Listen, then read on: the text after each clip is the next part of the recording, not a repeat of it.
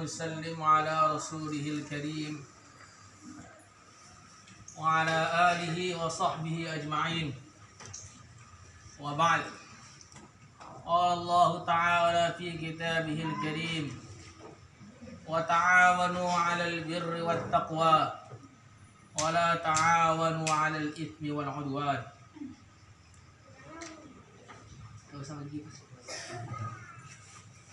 Suaranya biar jelas.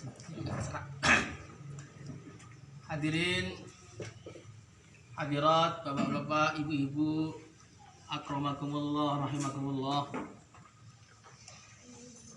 Kita bersyukur kepada Allah Subhanahu wa taala karena Allah Subhanahu wa taala telah menjadikan keluarga kita sebagai keluarga yang sama-sama satu paham, sama-sama satu sepakat, satu kata untuk mengamalkan agama, memperjuangkan agama sesuai dengan cara yang diridhoi oleh Allah Subhanahu wa taala. Ini adalah nikmat yang sangat besar, yang mana banyak dari keluarga itu dalam keluarganya sendiri tidak bisa saling kerjasama dalam kebaikan.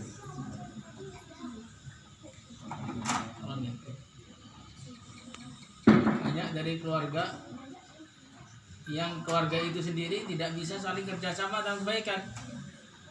Ayahnya rajin ke masjid, ibunya belum bisa tutup aurat. Ibunya tutup aurat dengan sempurna, usaha menutup diri dari pandangan-pandangan laki-laki yang tidak bertanggung jawab. Malah ayahnya ingin ibunya terbuka sehingga jadi konsumsi semua orang. Ada yang anaknya pengen mondok, bapaknya pengen anaknya sekolah. Ada yang bapaknya pengen mondokkan anaknya pengen sekolah. Ya macam-macam kejadian-kejadian yang menjadikan keluarga itu tidak satu kata dalam amal agama. Urusan dunia banyak sekali orang itu bisa kerjasama karena urusan itu kecil. Urusan dunia itu urusan kecil, maka kerjasama dalam urusan yang kecil itu mudah. Orang itu gampang sepakat dalam urusan dunia, itu gampang sepakat. Banyak orang walaupun bermusuhan siap ya, mereka kerjasama demi mendapatkan dunia. Banyak orang ahli agama yang dalam naungan yang sama tidak siap kerjasama untuk satu kebaikan. Tidak siap untuk satu kerjasama satu kebaikan. Bahkan kebaikan yang dimiliki oleh orang lain yang tidak dia miliki dianggap sebagai keburukan, bahkan kesesatan. Nah, makanya memang ujian dari umat ini adalah ya perpecahan. Wala yazaluna mukhtalifin. Tidak henti-hentinya umat ini akan terus ada macam-macam ikhtilaf, macam-macam pertikaian, macam-macam selisihan. Tapi kita usaha bagaimana dalam keluarga ini semua satu hati, sama-sama usaha untuk memajukan agama di lingkungan kita, di pesantren kita, terutama dalam keluarga kita. Semuanya insyaallah. Insyaallah. Apa caranya biar orang itu bisa satu hati? Caranya biar orang satu hati itu gampang saja. Kalau ada salah satu perwakilan dari keluarga yang sudah mendapat posisi dalam kebaikan, itu didukung, bukan malah dimusuhi. Anggap saja satu itu perwakilan, satu orang yang maju cukup. Ada satu orang yang bisa bayan udah cukup. Jangan semuanya pengen bayan semua, nggak ada yang mendengarkan akhirnya. Karena sekarang posisinya begitu, orang itu rebutan kursi, rebutan mic, rebutan mimbar lah, apa namanya segala macam. Sehingga akhirnya keluarga itu suasananya jadi panas terus. Ketika panas terus, akhirnya makanan yang sudah sekian banyak yang enak-enak ini tidak jadi enak kalau orang itu bertikai. Tapi makanan walaupun cuman ya satu kerupuk saja atau tempe saja bahasa Jawanya, makanan yang paling remeh. Tapi kalau dalam keadaan satu hati, maka makanan itu jadi makanan yang sangat enak. Allah. Hanya bapak-bapak, ibu-ibu semuanya saling bekerja sama dalam kebaikan. Insyaallah semuanya. Insyaallah. Nah, kadang-kadang kelemahan-kelemahan itu terjadi datang dari para wanita ini kadang-kadang loh, maaf ini. Ya. Jadi wanita itu sifat aslinya punya satu sifat hasad, sehingga kalau melihat orang lain maju itu nggak terima. Tapi kalau sifat ini sudah hilang dari seorang wanita, maka wanita itu solehnya melebihi laki-laki. Kalau sifat satu ini sudah bisa ditahan oleh orang wanita, yaitu sifat iri, ya, maka nanti kesolehannya seorang wanita itu kadang-kadang melebihi kesolehannya para laki-laki. Makanya orang laki-lakinya bisa bermusyawarah dengan ibu-ibunya dan yang lain sebagainya, tapi dengan semuanya diasaskan asas kerjasama, asas husnudzon kepada semua umat. Kalau asasnya itu praduga salah, maka ya salah terus. Tapi kalau asasnya itu praduga tidak bersalah, maka akhirnya kita itu melihat orang itu jadi bisa husnudzon. Kalau orang itu husnudzon, ya, walaupun salah dalam husnudzon, kita tetap dapat pahala. Tapi kalau orang itu suudzon, walaupun terbukti nggak ada pahalanya, ada dalam dosa. Makanya kalau kita bisa menjaga ini kebaikan-kebaikan yang diberikan oleh Allah Subhanahu wa taala kepada kita, maka kebaikan-kebaikan ini akan dilipat gandakan oleh Allah Subhanahu wa taala. Tetapi apabila kita tidak bisa menjaga, amalannya dirubah, maka yang terjadi sebagaimana dalam Al-Qur'an, dzalika bi anna Allah lam yakum mughayyiran ni'matan an'amaha 'ala qaumin hatta yughayyiru ma bi anfusihim. Allah Subhanahu wa taala tidak akan merubah nikmat yang ada pada satu kaum sampai kaum itu merubah amalannya. Merubah dari ketaatan menjadi kemaksiatan, persatuan menjadi perpecahan. Nah, saling bantu-membantu jadi saling caci-mencaci. Nah, dari kerjasama dalam kebaikan menjadi kerjasama dalam keburukan. Maka selagi amalan kita masih kita jaga, maka nikmat akan terus diberikan oleh Allah Subhanahu wa taala. Tapi kalau amalan ini sudah tidak kita jaga, dakwahnya ditinggalkan, mengajarnya ketinggalan. Masuk jam 7 ternyata datanya jam 8:30 umpamanya. Nisabnya ditelantarkan, taklim sambil ngantuk, wiritannya tasbihnya sudah hilang, apalagi wiridnya.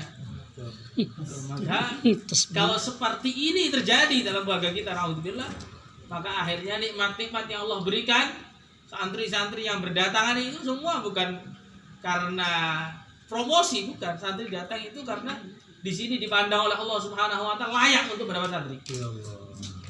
Tapi kalau amalannya sudah amalan yang enggak layak, keluarga yang tidak ada Islamnya, maka santri itu akan dicabut oleh Allah Subhanahu wa taala. Ataupun tetap datang tapi santri yang membawa kesesatan sebagaimana gurunya. Maka menjaga amalan itu adalah cara yang terbaik, cara yang terpenting, cara satu-satunya agar kita bisa menjaga nikmat. Kalau pengen nikmat kekal, jagalah amalan. Kalau pengen nikmat itu hilang, caranya gampang, tinggalkan semua amalan. Sebelum semua ditinggalkan, nikmat itu sudah hilang. Maka Sayyidina Abu Bakar As-Siddiq radhiyallahu ta'ala anhu beliau mengatakan, "Ayung qasuddin wa ana hayy." Apakah agama akan dikurangi selagi saya masih hidup? Seandainya orang-orang pada zaman Nabi Sallallahu Alaihi Wasallam mereka membayarkan zakat unta itu bersama talinya. Jadi unta itu ada talinya begitu. Kalau seandainya waktu zaman Nabi dibayarkan zakat unta itu dengan talinya, artinya talinya nggak dibawa pulang. Kok zaman saya ini mereka membayarkan zakat unta, talinya dibawa pulang, maka akan saya perangi sampai mereka mengembalikan talinya. Kalau orang kurang paham, maka dia akan mengatakan, ini Sayyidina Abu Bakar kok berlebihan, cuma tali saja berapa sih harganya? Ini bukan masalah tali yang tidak dibayarkan karena meninggalkan amalan agama, ini bisa merusak keimanan seorang. Makanya agama itu diibaratkan oleh para ulama seperti satu bendungan. Bendungan itu dilubangin, walaupun cuma lubang ya 1 jari saja. Kok dibiarkan, maka akan membesar, buyar, habis airnya. Amal agama itu juga satu amalan kecil yang ditinggalkan, kalau tidak segera ditambal akan membrandek, tiba-tiba tanpa terasa hidup kita sudah tidak ada agamanya. Yang ada tinggal gambar agama. Lihat aja jenggotnya masih, ya, pecinya masih, jubahnya masih, tapi di hati sudah nggak ada gaya sama sekali.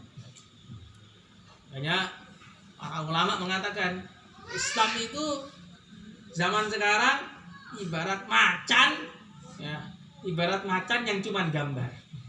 Macan itu ketika cuma gambar, walaupun gedenya segunung Merapi pun, maka nggak ada orang takut, malah buat selfie. Tapi kalau macan tuh asli, walaupun kecil, dengan aumannya akan menggentarkan dunia. Nah, begitu juga orang Islam itu sekarang, orang Islam itu hanya gambar sholat, gambar puasa, gambar zakat, gambar belajar ilmu, hanya gambarnya saja, tidak ada hakikatnya, sehingga dijadikan mainan oleh orang-orang kafir. Tapi kalau Islam ini sudah menjadi Islam yang hakiki, maka akhirnya orang-orang kafir akan takut sebagaimana zaman dahulu. Musirtu birra'bi masirata syahrin, kata baginda Nabi. Orang kafir itu mau ketemu baginda Nabi jarak 1 bulan perjalanan udah takut duluan, gak jadi perang. Orang kafir itu jumlahnya Nabi cuma 10.000 atau 20.000 orang, 70.000 orang di perang Tabuk. Orang kafir yang sekian ratus ribu orang pada lari. Kenapa? Karena takut ketemu baginda Nabi. Kalau sekarang orang Islam yang sudah bawa senjata aja nggak takut. Kenapa pada nggak takut? Karena orang Islam tidak mengamalkan agama dengan baik. Nah, bagaimana kita mau jadikan keluarga kita ini keluarga yang menjadi percontohan untuk umat dalam kebaikan, dimulai dari diri kita sendiri, dimulai dari ahli keluarga kita sendiri. Semuanya insya Allah. Contohlah orang-orang di Gemudin dan keluarga Kandahlah. Kandahlah itu satu keluarga yang mereka semuanya sepakat untuk amalkan agama, kerjasama mengamalkan agama. Akhirnya gerakan mereka menyebar ke seluruh dunia. Dari satu keluarga menyebar ke seluruh dunia. Makanya kita begitu juga dari keluarga kita, kalau sungguh-sungguh dakwahnya dijaga, ibadahnya dijaga, ngajinya dijaga, kita dijaga, insya Allah macam-macam kebarokahan, macam-macam kebaikan yang pernah datang kepada guru-guru kita akan datang juga kepada keluarga kita. Amin Allahumma amin. Ya, kurang lebih seperti itu. Maka sudah siap, sekarang tinggal makan. Insyaallah.